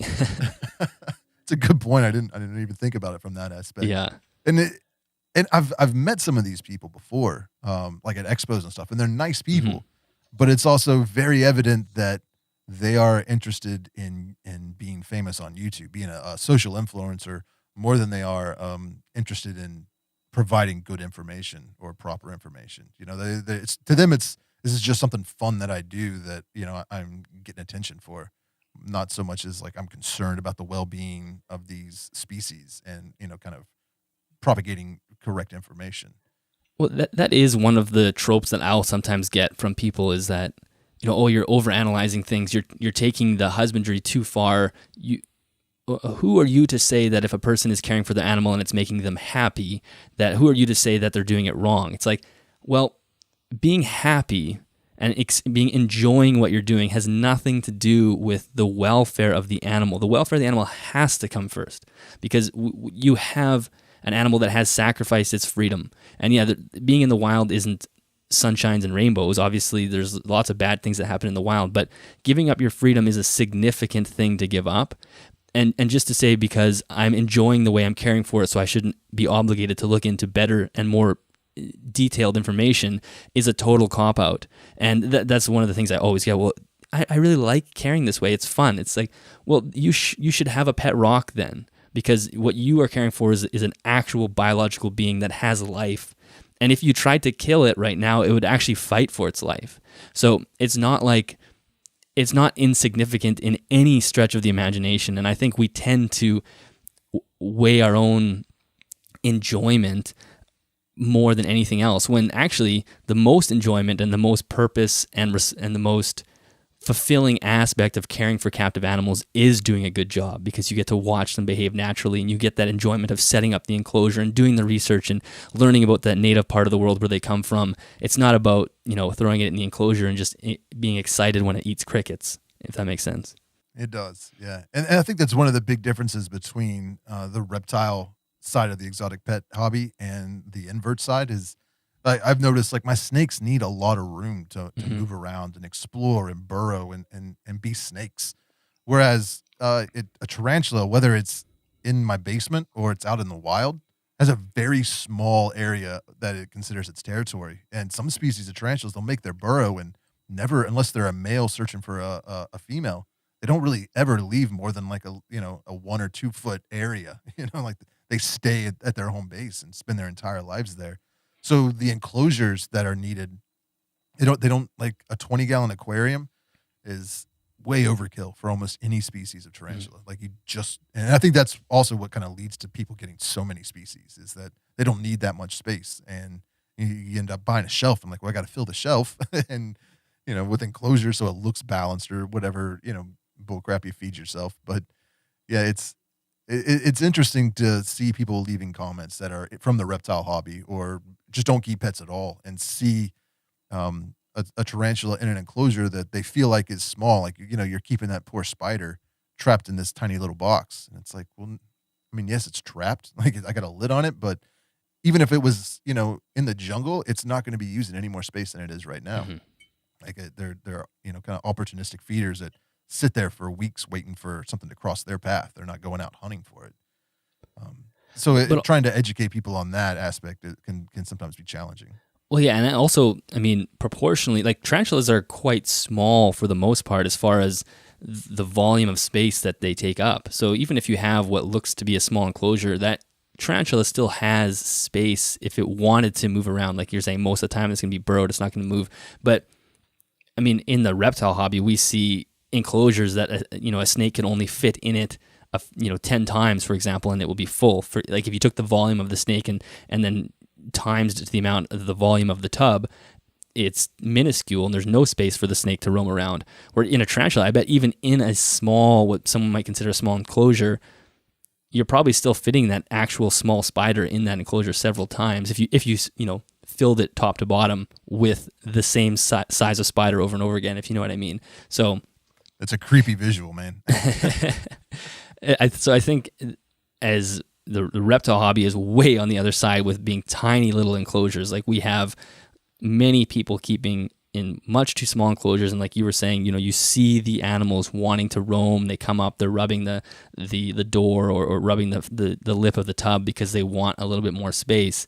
And that's where the nuance comes in of caring for the animal. Like if you keep a tarantula and you never see it, I mean, I don't keep them, so I don't know how much they would investigate like openings or whatever. But if it looked like it needed more space, I'm sure somebody would provide it more space. If it was a spider that happened to be, one that was a little more nomadic, maybe. I'm not sure if there are any in the hobby, but it's easy to tell when a snake wants more space. It's just, it's really, like I have a boa right now who definitely needs a larger enclosure because she's constantly she's rubbing against the door. She wants out, and a lot of times I let her out and just move around because they want that freedom and that space to move. So that's one area that I'd love to see the reptile hobby take more seriously. It is giving the animals some more space.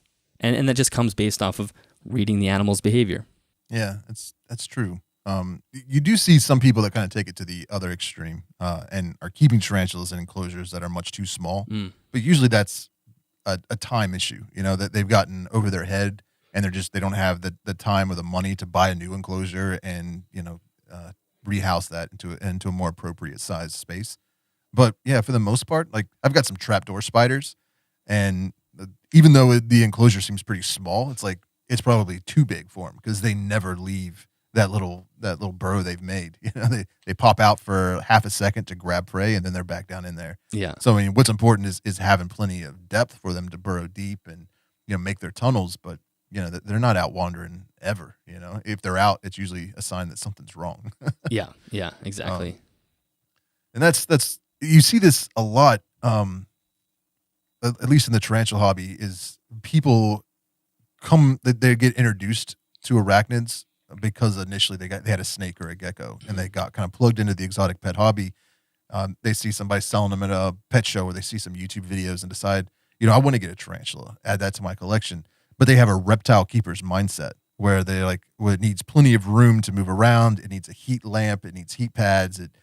I gotta be obsessed with temperatures and humidity and stuff like that. And trying to break people of that sometimes can be challenging because it's like, it's a tarantula. And even if it comes from an environment that's along the equator that gets up to like, average temps of 90 degrees, that just means that, it's 100 degrees sometimes, like during the day, and then at night it's like 60 or 70 degrees. And when it's really hot, the tarantula will hide, and if it's an arboreal tarantula, it hides somewhere that's shady, like inside of a tree, where it's not exposed to that heat. Or like in the desert, a lot of those tarantulas will burrow deep into ground to escape the heat of the day, and they come out at night when it's much cooler. So thinking that, well, it's 100 degrees in the desert in the Southwest or in Mexico, I need to make sure my enclosure's that temperature all the time. It's like, no, that's going to kill them because you're not providing them the ability to escape the heat like they would in nature. And trying to, explain to people that are used to keeping reptiles, it's like, no, they don't bask, they don't need UVB light. When it was sunny outside, they're hiding in nature. So, they actually do better when it's kind of darker and room temperature. That seems to be where most species thrive. They're very low maintenance. Well, I think it's actually a mistake that reptile keepers make as well, is that they will they'll get a reptile and then they'll look for the place in the world where it's from. And then they'll analyze the climate of that like capital city of where that's from. And it doesn't give you it's a starting point, but it doesn't give you exactly what you're looking for, because all these animals, including inverts and reptiles, typically occupy very small ecological niches, right? In the wild, they have, yes, maybe the desert's getting to 110 degrees, but like you said, they're not out in that temperature. So it's important to know where they're from, but then it's also very, very important to understand at what part of the ecosystem are they using. Are they forest dwelling? Are they in the rainforest when there's basically no diffuse light, or there's just very little diffuse light down there? Are they burrowing? Are they climbing? There are so many more questions than just basically like what's the weather in Brazil, in Rio de Janeiro today. That's not exactly what you want to use to replicate your reptile or your inverts enclosure. Yeah, I feel you there. And there's also this kind of new movement, I think, is a good way, a fad in the tarantula hobby, or inverts. And I mean, it could be I'm actually doing it with my scorpions. I've seen a lot of people doing it with scorpions and isopods and like tailless whip scorpions, vingaroons. Is the bioactive setups, like bioactive enclosures, are starting to become very popular. And it's a double-edged sword there as well when it comes to inverts, because one, they're beautiful to look at, seeing all the plants growing, have like an actual living kind of bioactive enclosure. And it emulates kind of their natural environment. So you do get to see them act a little, behave more naturally than they would if they were just like in a plastic shoebox or something. but that also means now you have to have lights, and you have to have, you got to be careful with, the amount of humidity, because some species, they're arid species. They don't do well when there's a lot of, like, the humidity or the moisture in the soil that you would enable a plant to grow is too much for the tarantula. So to trying to balance that bioactive, the desire to have a bioactive enclosure with some of these species has actually kind of been detrimental. Now, Mm-hmm. some of them have thrived, like I've got a carabiner versicolor that I've gotten a paludarium set up, and it's kind of experimenting. Like, I don't know if this is a good idea or not, to be 100% honest, but it's you got the. Are you familiar with the paludariums? Yeah. They have like the water on the Yeah. bottom, and then like a little platform with dirt, and I've got some plants growing in there, because it's one of those species that can do well in higher humidity, but also needs plenty of ventilation. So I'm kind of just trying this out, see how this bioactive works. Mainly just because I think those enclosures were really cool. It was more, it was not so much this species needs a paludarium. It was more like, I really like the way the paludarium looks. Is there a species of tarantula that will thrive in this enclosure? So is there any risks with having a large body of water with the tarantula there, or? No, especially like Avicularia and Carabina, they've actually been seen swimming in the wild. Cool. Like, if they fall out of a tree, they float. They don't drown or anything, and they just start kicking their legs, and I mean, they don't like swim naturally. Like, I don't think it's something they go out and do, but they have been documented in nature, falling into trees, or, trying to cross a creek and just kind of jumping in the water and swimming across to the other side. Oh, cool. So it's, and they don't, it's one of those things that it's arboreal, so it's never on the ground anyways. So if it were to fall into the water feature, it would be because it did something clumsy and fell, but it would quickly get itself back up. But I mean, I've had mine in there. It's actually, right here behind me. I think you can even see her on the glass there. That's pretty much where she hangs out. She's just gonna, is always up top, just now starting to web. But my biggest worry is not so much the water as it is the light, because they do prefer, when it's really bright outside, they're hiding in the shade. So I worry that I got too much light on it, and I'm going to stress it out, which is usually the opposite with most reptiles. Yeah, no, that's so true. Yeah, you'd have to set it up in a way where there's plenty of areas where there's just lots of shade, and in the reptile side, I think bioactive is still also a double-edged sword, because like you said, it has become a bit of a fad word, and people just get a reptile and throw like 10 isopods in the enclosure, and then they call it a bioactive setup, and then they don't clean it, and they don't do anything for maintenance. It's like a bioactive setup is really, it can be a lot of work. It's supposed to be kind of a project that continues on forever. It's not just 5 isopods. So I keep a couple reptiles in bioactive setups. My other ones are not. I do have live plants and whatnot, but they're potted, so I don't have isopods. I still spot clean. I'll clean up the enclosures that way. So, I mean, we did an episode of my podcast, I think in December, and it was, talking about, is bioactive necessary? And I think it's a great tool, and it can be lots of fun if you're doing it right. But I think in the exact same ways it sounds like it's in the invert hobby, is people just jump into it and assume that their care is better because they're bioactive, when in reality, it's probably the animal's probably worse off now because they're now in like a mold, mildew environment with way too much light and critters crawling around. So it definitely is not as easy as I think some people think or make it out to be anyway. I actually, I've talked about this before on the podcast. I set my leopard geckos up in bioactive enclosures, mainly because I was having issues with the, like when they would shed, they weren't really getting good sheds. Like, I didn't have, even though I had the humid hides and everything, I just was struggling. So somebody had suggested try the bioactive setup. And since I've done that, I haven't had any issues. They seem to be out a lot more, especially in the evenings, hunting prey and just exploring. They seem, from my limited knowledge, to be a lot happier, and they're not having the issues with shedding that they had. But I think I've been kicked out of a few leopard gecko groups on Facebook because I mentioned I kept him bioactive, and they're like, "No, you got to keep him on paper towels or tile." Yeah. I'm like, okay. Is the tarantula world like that on Facebook as well? Because a reptile world is like an actual dumpster fire for most of the Facebook groups. Yeah, it's funny because I'll complain about the toxicity of tarantula or invert Facebook groups, and people are like, Yeah, but it's nothing like reptiles. So I think it's bad, but it's not nearly as bad as your like gecko and ball python groups. It seems Oh, you they're guys get crazy, man. militant. It's just wild. It is so wild in there. Using tactics and care methods that we've been doing since 1992 and defending those like it's the last thing you're ever going to do.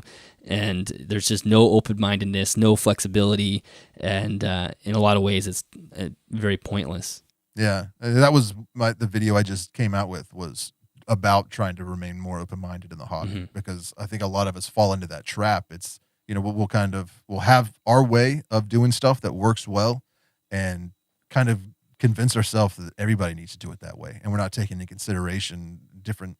Like I talk to people in the Philippines or some South American countries, and they're talking to get an exoteric enclosure is like 3 to 4 times as expensive in their country as it would be for us to go to the pet store and pick one up here.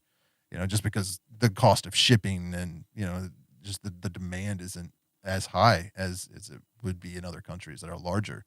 So they're like, I can't keep it in a fancy enclosure because we're in a small country and so we have to use plastic containers, like jugs and stuff like that. We have to, it's very do it yourself, make it what you can. And they'll post pictures on Facebook, and people without even taking into consideration where in the world that person lives, just start, destroying them. Yeah. Like you're a terrible keeper because you're not using this type of enclosure. And they're like, well, I don't have access to that type of enclosure, dude. Yeah. How am I supposed to do that? So and there was for a long time, it seemed cocoa fiber was what the substrate that you use for tarantulas. And some people are very hesitant about using any other type of substrate now, but it's like, I remember 20 years ago, nobody used cocoa fiber. Really, it was vermiculate. Some people kept tarantulas on gravel or, bark. Like I went to a lot of pet stores and they kept tarantulas like on reptile bark. And it's like, they can't burrow in that. They can't do anything. It's not a good substrate for them. But back then it was considered proper husbandry. Keeping a incandescent light over top of a tarantula was considered proper husbandry. And as the decades have progressed, time's gone on, we've learned how to do things better. But it seems every time somebody comes out with a new way of doing something or a new substrate or a new type of enclosure, you've got those people that, are set in their ways about how they're doing it now and have no interest in changing and won't be quiet about it. Exactly. They want to go on and ridicule anybody that's trying something new and trying something different. Like, I think there's so much power in allowing people to experiment with what they're doing. And yes, I guess you could say that you may be risking the animal in a little bit more than you might if you stayed in the status quo style care. But actually, I don't mind that as long as the keeper's paying attention to what they're doing. They're trying things. Like I have, one of my friends has started to cohab leopard geckos as an experiment, and he's an incredibly smart kid, and he's just like done all the research, and he's set this thing up in a way, and he's spending the time making sure that it doesn't go wrong. Of course, people went crazy when he suggested this, but it's still like, that's the only way we can progress in both hobbies is allowing people to experiment outside of the norm. Like, it's one of the reasons professors at universities get tenure, because then that allows them to literally do any experiment they want without having the risk of being fired. Like, they don't have the bureaucracy saying, hey, that's a really stupid idea, you should not do that. They can say, I've spent this much time establishing myself, and now I can do anything I want that sounds out of the box just to see if it works. And there is a concept in the hobby that I think we want to keep alive. And yeah, but Facebook is where those ideas go to die, because somebody will say, hey, I'm thinking about trying this, and they come out with their pitchforks and their torches and burn them until they disappear. And so I try to stay away from most Facebook groups, because it doesn't you end up wasting your entire day in a keyboard battle, and you feel horrible at the end of it. Yeah, and nothing is accomplished. You didn't change their mind. They didn't change your mind. Like I created a Facebook group before I even started a YouTube channel, because I wanted to create a space where we could be more open-minded and not have as many trolls in the comments and kind of discuss things. And I was able to do that for about a year. But as the group grew, like now it's like up almost to 20,000 members. And it's like, it's impossible to, I think like right now there's like 25 moderators in the group. But even with them constantly being in, just being moderators, they're not able to see everything, and it's always disturbing and disheartening when you see some of the comments and posts and people just, I mean, getting really, really mad and attacking people personally and saying some stuff that's like, you wouldn't say that to anybody you met in person. Like, you wouldn't say that to somebody's face you disagreed with. Why do you feel like it's okay to do it in the comments here? But one of the philosophies I have adopted is that if I run across somebody like that on especially Facebook, I don't engage them. I just block them. Yeah. I'm kind of creating my own echo chamber in some ways, but it's like, if you're just all negativity and ignorance, then I'm just not even going to deal with you. Yeah, it's total I do waste that on of YouTube time. too. Somebody, yeah, it's like I got no time to try and change your mind because I'm not going to be able to. Like, you're dead set in your way, and obviously we disagree on whatever this topic is. So let's just go our separate ways. Yeah. But like I recently, like, as yesterday, what is today? Today's Wednesday. So yesterday I got officially laid off from my job, and mainly essentially because of COVID. Like, where I was a small business. Essentially, my friend started a business. I've been working for him for about 5 years, and it just kind of got to the point. One, I was focusing so much on like this podcast and the YouTube channel and just the website, just kind of trying to build this business. And it was a struggle because I was working on this 40 hours a week and then working for him 45 hours a week. And my wife and kid were like, we're here too. Like, you could spend some time with us. And so I decided I'll cut back, 3 days a week, working like 36 hours a week. And that'll give me a little more time to focus on this. So I had more time to do stuff with my family. And that I was starting to like kind of achieve a balance there, both financially and, with my time. And then this happened, and he's just like, I'm sorry, I can't afford to pay you to work anymore. Like, it's just, we're just not doing the business. So I got to do this by myself for a while.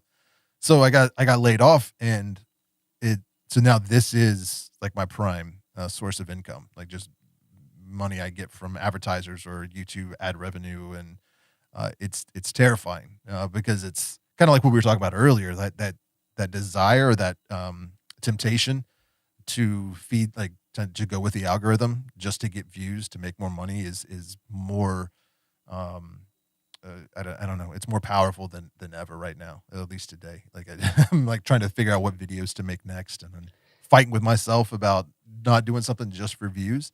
But like, do you run into issues like that being a podcaster and YouTuber? Yeah, I would say I definitely do. And it's funny how much the dynamic changes, because I'm sort of in the same position as you, where I'm laid off as well, with kind of I don't know when life will, job will come back. And it's funny how different the whole podcast and YouTube channel feel once your job is gone. And all of a sudden it's like, wow, this is way more serious than it used to feel. And in some ways I like it because I have more time and I can really, have more direction. But then in other times I'm like, I wish I could just get a normal paycheck for once, and this can go back to being a type of a hobby. But yeah, for sure, kind of getting back to the pet tubing side, is there's nothing more frustrating than spending like hours and hours either editing a podcast or producing a video and filming and editing, and then putting out what I think would be really good information, spending time reading papers and trying to present good information, and then to, that get 1,200, 1,500 views, and then you have the pet tuber who got a new hamster get 50,000, 100,000 views, and that money is just, I could use that money. so you do struggle with wanting to play that game a little bit, and it is challenging, and especially like we're saying now, like if you cut the paycheck off from the job, then it's like you almost just want to like abandon all your morals and just do whatever it is to make the money. But I always go by this quote that nothing well done is a waste. So as long as I'm putting the time and the energy into it, maybe it doesn't pay off today, but maybe it pays off in a year from now. Maybe in a year from now, this makes sense, and all this foundation that I've laid is worth it. And because it does sometimes feel like you should just go the crazy clickbait route, but I just think I think that has less shelf life, and that's kind of what I convince myself to stay positive. I think that's a very good outlook. I mean, like, even TikTok is starting to realize these 15, 60-second videos aren't going to sustain us much longer, and they're starting to roll out 3-minute videos. Before you know it, they'll just be another YouTube. Exactly. A vertical YouTube. But yeah, so you have a lot of different people on your podcast. I was checking out your website last night, and just kind of going through all of you kind of do something similar to this, right? Like you have guests on and you're discussing different topics. Can you just kind of tell the listeners of this podcast, like what they can expect if they go check out yours? Like what kind of stuff you got going on? Yeah, so the podcast is mainly focused on reptile keeping, and at this point I've sort of turned it into a bit of a network. So there's the network is called Animals at Home Network, and my show on that network is the Animals at Home podcast, and we have another show on there called Animals Everywhere, which is hosted by Bryce Broom, who is a venomous keeper in South Africa. He's got a really cool show, but my show is mostly focused on the reptile hobby, and then so the guests range from YouTubers to manufacturers who are like Arcadia, who are big reptile supply company, lots of researchers and biologists and zookeepers, lots of just everyday keepers. So, and really the focus is what are ways that we can progress the hobby forward. So, and that's where I think I have a very wide audience. It's not like I just have a band of bioactive keepers who are obsessed with advancing care. I have those people, but then I have all the way down to people who are breeding morphs and racks, who I always say that I'm not for that. It's not my style of keeping. But everybody's interested in learning how to be better at the hobby and progress their care. And if there's one thing you can do better, what is it? And that's sort of what the podcast analyzes. So yeah, we've had I'm trying to think names off the top of my head. Lots of different YouTube channels that people would recognize. Like we were saying before, we had Zach Loafman on as well, who is a researcher in West Virginia, who we did a great episode on just using natural history to understand how to build your husbandry protocols. We've had zookeepers.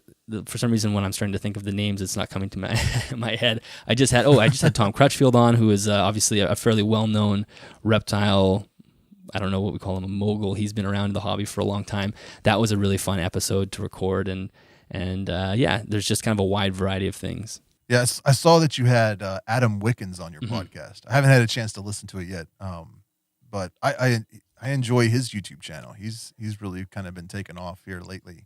He has a great ability to present information. His videos are well presented and well edited, and he holds attention very well. And kind of like you were saying before, people love lists, and that's kind of what he's figured out. And he's just kind of put the pedal to the metal in that niche, and it's done really well for him. Yeah, he and I are actually going to do a collaboration in the next month or two. Oh, cool! So I'm kind of excited about that.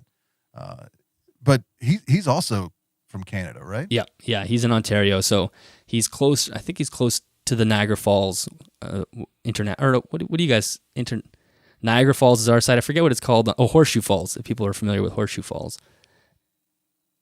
maybe not. It's a giant big waterfall. Yeah. I always just called it Niagara Falls, but. Oh, you do? Okay, yeah. So that's where he's kind of from. Yeah. Okay, that's cool.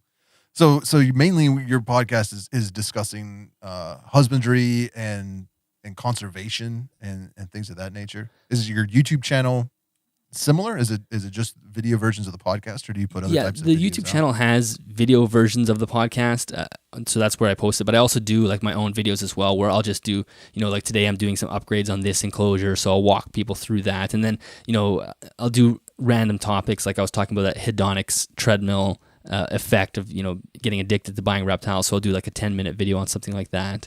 I've recently started doing. People have been sending me photos of their enclosures, and I've been kind of reviewing those and taking a look at those, which has been a lot of fun because some people are just unbelievably creative, and it's really fun to share those ideas with everybody. And yeah, the podcast itself, we focus. There are certain things about reptile care that we're starting to learn now, like the importance of lighting, like we were already talking about, the importance of visible light and UV, and now we're really realizing the importance of infrared light. So I've had people coming on and talking about that, and there's just little aspects of the hobby that we can slowly step forward, and those are the topics that I like to kind of pick apart and have people, because I'm just learning like everybody else, so I get to have these conversations with these people that are way smarter than me, and the listeners can kind of come along for that ride. So what is your goals this year as far as your content creation? It's a good question. I want to I need to find a better way to do more videos. So I want to continue making videos without stepping into that pet tube reality. So I want to be more consistent there and because it is tough. Maybe you'll recognize this as well because you have a separate channel for your podcast. Those videos don't do great on the analytics side when you post an entire podcast because the retention rate is so low, the click-through rate is low. It's like if you want to damage your analytics, post podcasts on your YouTube channel. So yeah. I'm loving the podcast. I do think it is very new, and I think there's tons of space for this medium to grow. I think this is going to pay off in the future, but I also want to do a little bit more videos and just break down topics a little bit that don't need a whole podcast. Like I really want to do a video on, well, one thing I'm going to cover at some point is the spider ball python gene, which I know people will hate, but I want to really dig into that a little bit more and really understand where morphs come from, like sort of on a genetic level. So that might be maybe like a 20-minute video rather than a whole podcast. So I want more shorter videos that have like little bits of information rather than the full podcast. And so I would say that's my goal, to continuously producing those and then just keep working on the podcast. The podcast, as you know, is a lot of work. It, finding guests, doing research and doing the interviews is definitely time consuming. But like I said, I think we're still in the infancy with this format and people are going to catch on and it's going to be something that's going to kind of blow up in the next 2 or 3 years. Yeah, I definitely would agree with that. You mentioned, well, first off, how can people find your podcast? What's the easiest way? So even if you just go to Google and type animals at home, you'll find my website. But if you go to animalsathome.ca, you can find the website, or just go to Google go to YouTube, type in animals at home, and you'll find it there. And I have the website for the network itself is animalsathomenetwork.com, but you'll find it in any podcasting app as well if you just search that. So Spotify, Apple, whatever other ones are out there. Awesome. Now, I don't want to jump into anything too deep here, but for people, a lot of my listeners, that they're mainly just keep inverts.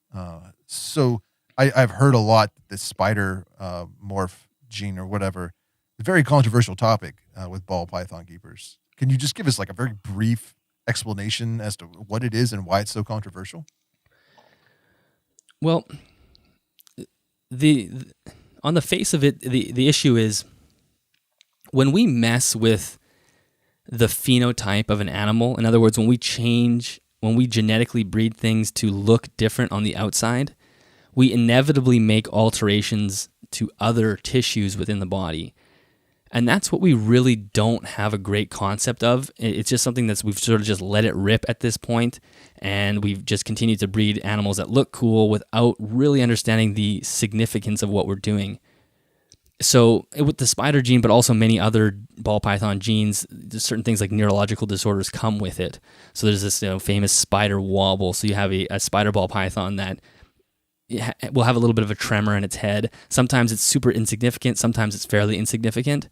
But the question is whether or not we should be doing that. And people who are pro-spider think that it's totally fine and we shouldn't worry about it. And for the most part, these animals are totally healthy in captivity. And then you have people who think taking the risk is of producing animals that have the chance of having a neurological disorder is not worth it.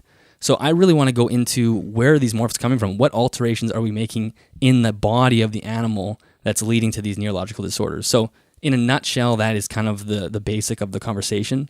Ball python breeders defend it like crazy. They get obsessed with this topic and they usually get pretty mad. So I'm probably in for a little bit of hate mail when I go through it, but it'll be interesting. Has there been any genetic testing or anything on a very scientific level? Not really. Like there's a little bit. If you ask most people breeding morphs, they won't have a good understanding of what is actually happening. The melanocytes are the cells in the skin that change the color of the snake, as well as us in humans.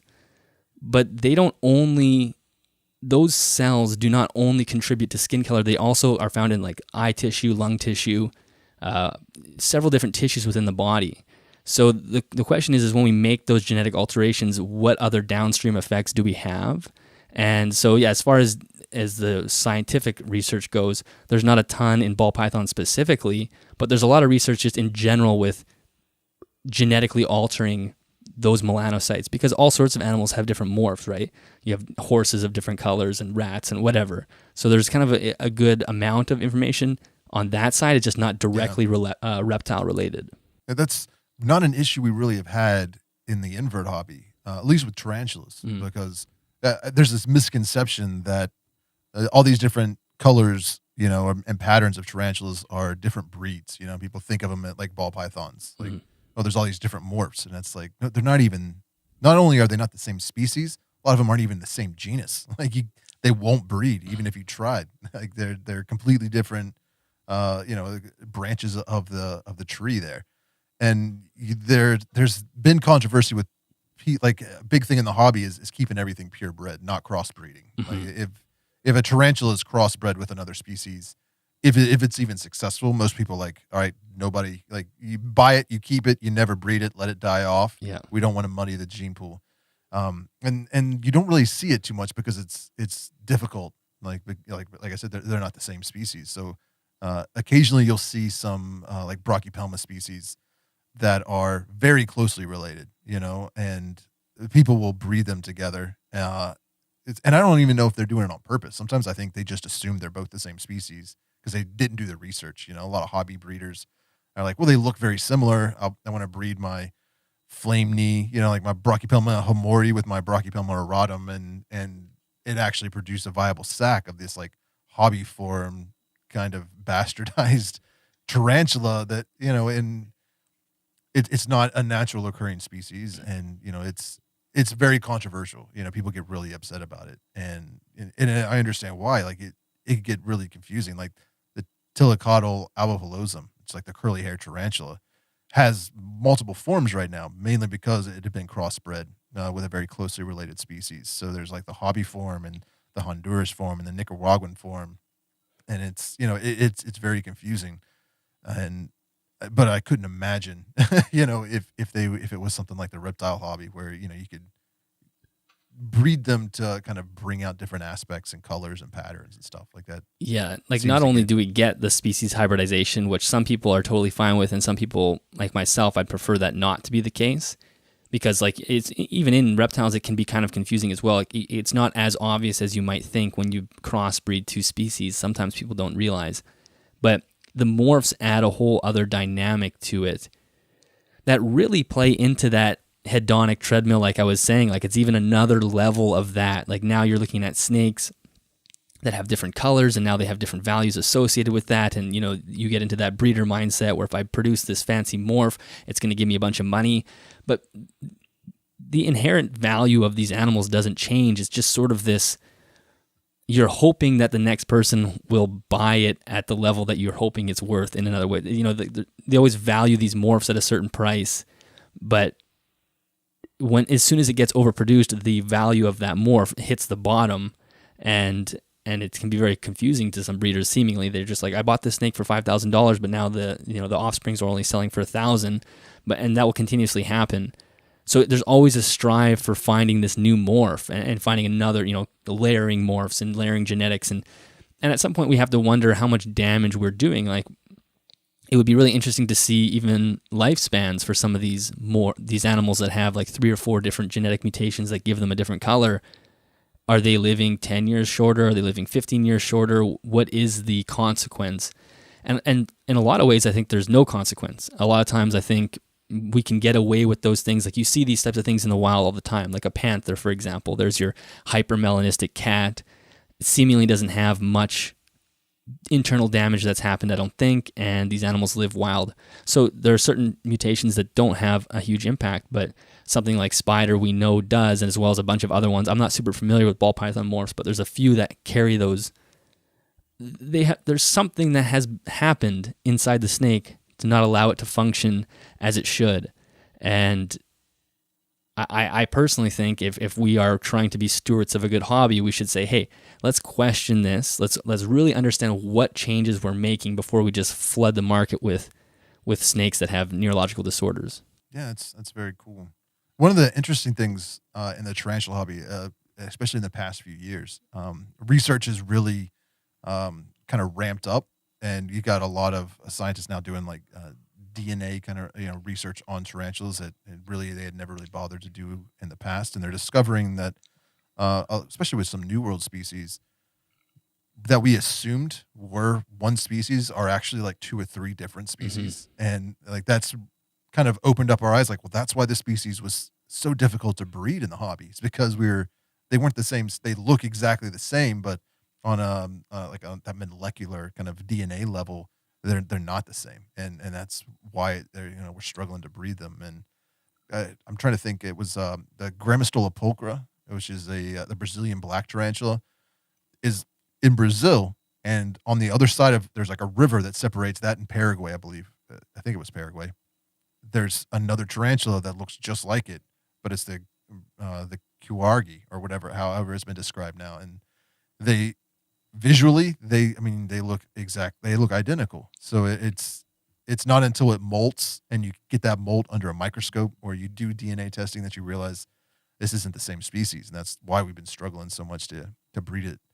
But then there's other species that are obviously very different, but for whatever reason, people are able to crossbreed them and get these hybrids in the hobby. And it's just something I always found kind of interesting or fascinating.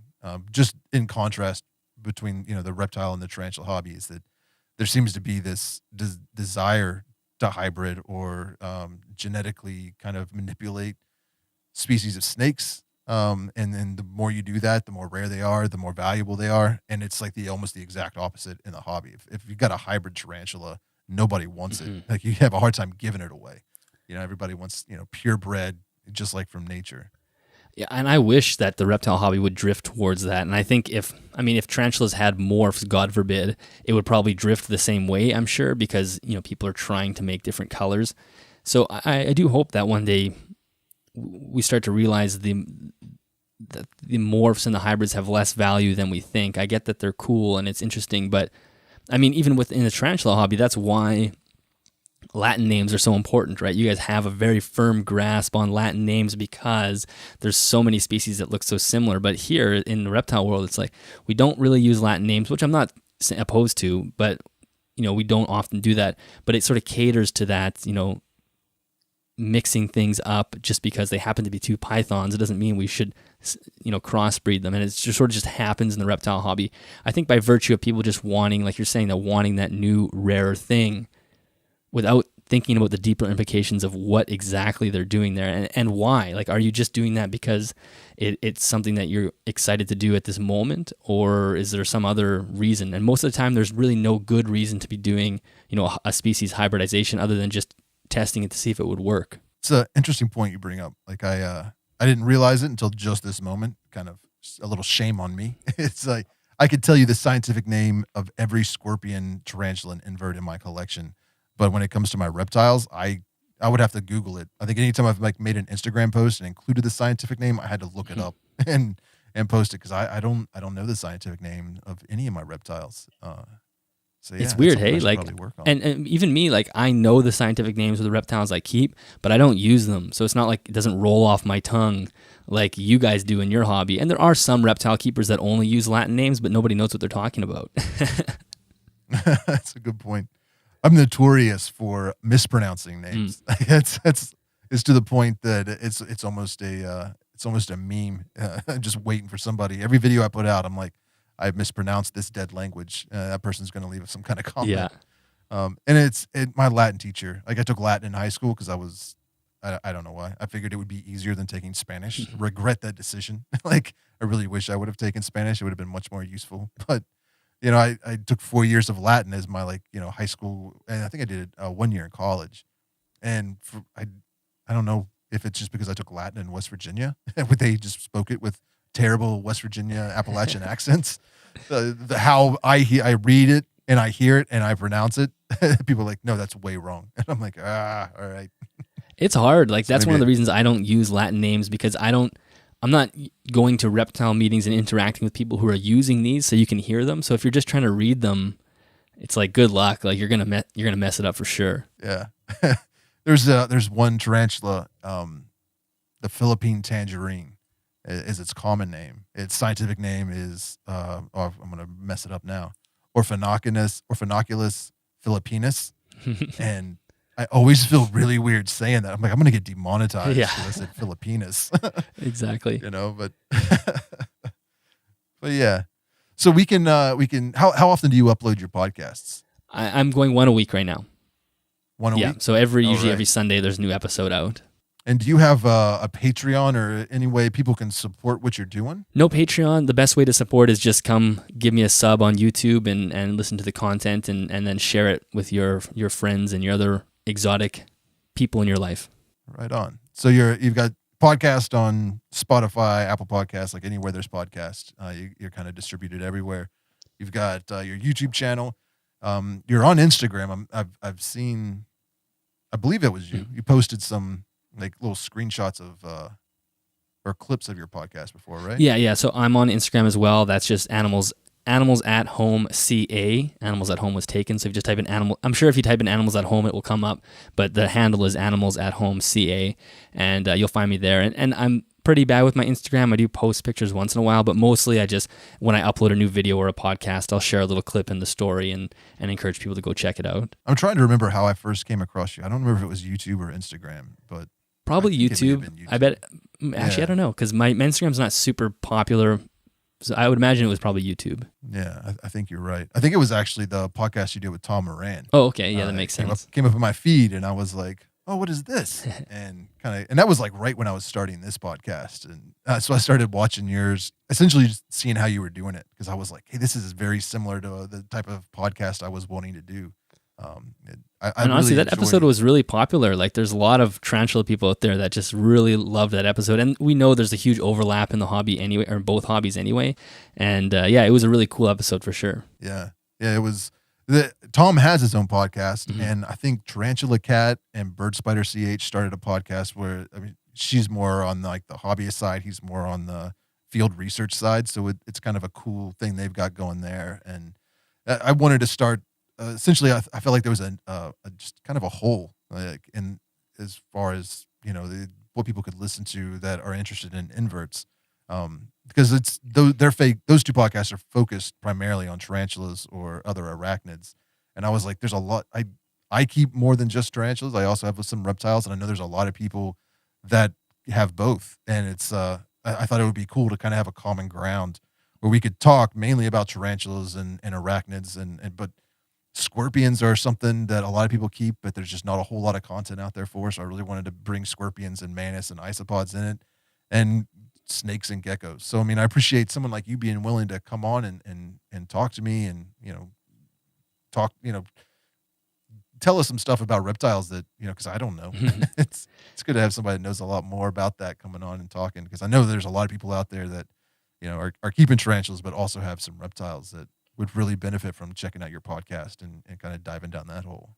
Yeah, well, I really appreciate coming on, and I think that the podcast space is still, like I said, it's an infant, so more people jumping on that type of media I think is great. We can have a little bit of, a suite of different episodes that hit different niches, I think would be awesome. So I really appreciate spending the 2 hours with you today. This was fantastic. Yeah, this has been a lot of fun. How long are your podcasts normally? They will range from usually between 1 and 2 hours. Okay. I think probably average hits around 90 minutes. Yeah, I try to do 90 minutes to 2 hours. I had one or two that were like almost 4 hours, and I was like, nobody's going to listen to this, but those people did. It's amazing. Oh yeah, because it's so easy to listen to. You just put it on your phone, and then you jump in your car. It starts playing. It might take you a week to get through it, but it's still people will still listen to it. And like I said, people are still learning about podcasts. Sometimes people will comment like, "Why are your videos so long?" It's like, don't sit on Facebook or YouTube and watch the whole podcast. Like, go to your phone, download it, and go for a run. Like, it's kind of strange. Yeah. Anytime I'm like feeding and watering and just maintaining enclosures, if I'm not playing music, I got a podcast going on in the background. So it's when I listen to Tom Moran and when I listen to your show and a few others, it's a good way to kind of like be involved in the hobby, like doing the chores, I guess. Totally. Of the hobby, while also learning and kind of getting your mind opened up to new things. So thank you so much for doing what you do and having that podcast. And, I'm going to leave a link to your website and your YouTube channel for anybody watching this like on YouTube. But if you're just listening to the podcast, definitely check it out. It's animalsathome.ca. Awesome. Thank you so much.